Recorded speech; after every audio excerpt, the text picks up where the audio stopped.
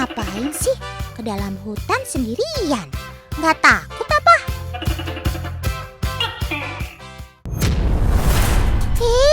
Kalian dengar suara itu? Iya, suara Sobat Otan Tokek.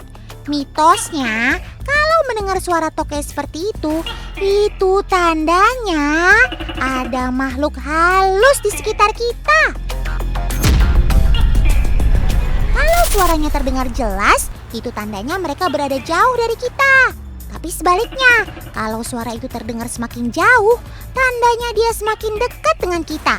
Wah, tidak! Kabur!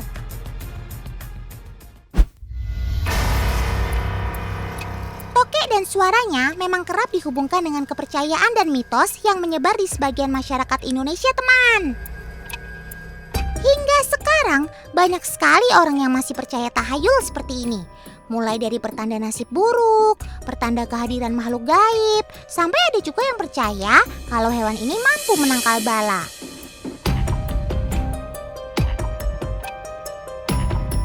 Otan kasih contoh. Misalnya saja, bagi sebagian orang suku Jawa, mereka percaya bahwa suara tokek dikaitkan dengan mitos sebagai pertanda hoki atau suatu petaka. Berdasarkan primbon Jawa, bahkan jumlah bilangan tokek ada maknanya loh.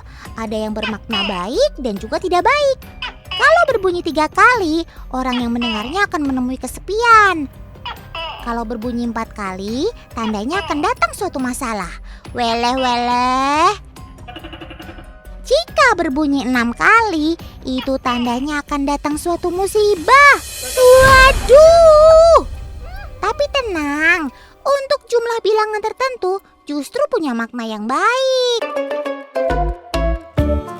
Misalnya saja, jika berbunyi 2 kali, artinya bakal ketemu orang yang bisa saling menyayangi. Cie-cie. Kalau berbunyi 7 kali, maknanya akan dapat kebaikan. Wah, asik dong. Tapi Otan penasaran deh, di zaman modern seperti sekarang, teman-teman di rumah masih ada yang percaya nggak ya dengan hal-hal seperti ini? Kalau Otan sih percaya suara tokek merupakan suatu isyarat alam. Misalnya saja musim kawin dan menandakan wilayah teritorinya.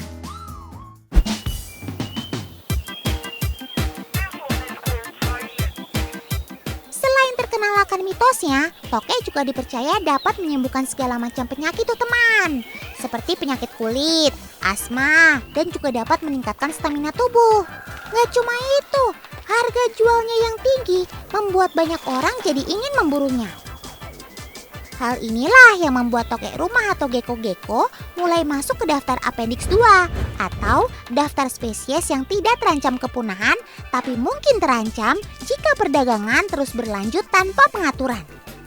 Ya, maklum saja, karena khasiat tokek ini mereka akhirnya jadi buruan banyak orang untuk diekspor sampai ke Cina.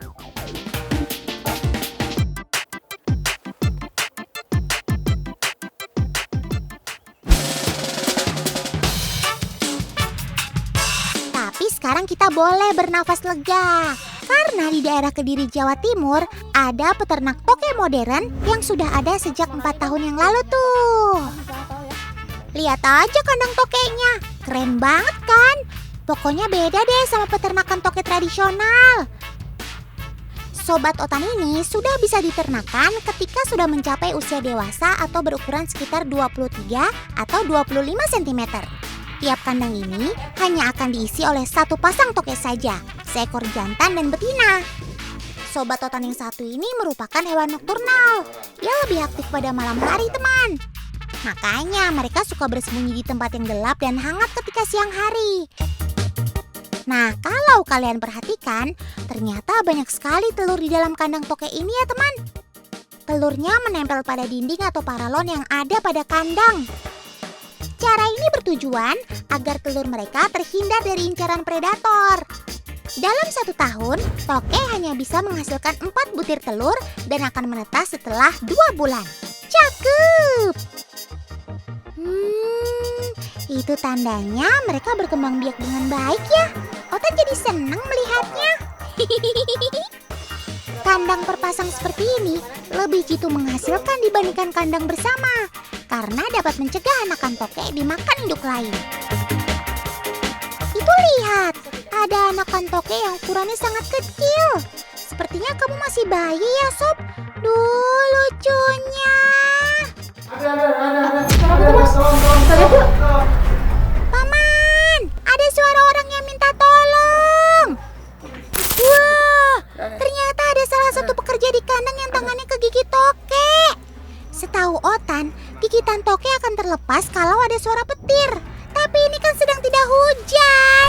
Terus gimana cara melepaskan gigitannya? Kasihan pamannya, terlihat sangat kesakitan tuh. Loh, kok diberi air? Emangnya bisa lepas ya? Kelihatannya tidak ada respon sama sekali. Tapi tenang, tampaknya Paman Nanta masih punya cara lain tuh. Nah kan, akhirnya lepas juga gigitan tokeknya. Otan jadi lega. Jadi buat teman di rumah, kalau sampai ada yang terkena gigitan tokek, kalian gak usah khawatir ya. Karena semakin kalian mencoba untuk melepaskannya, semakin kuat juga gigitannya. Jadi selain diberi air, kalian juga bisa menaruhnya di bawah. Terus menyentuh bagian kaki belakang secara perlahan seperti ini. Terima kasih Paman Nanta atas ilmunya. Semoga teman di rumah jadi lebih hati-hati ya terhadap gigitan Sobat Otan ini.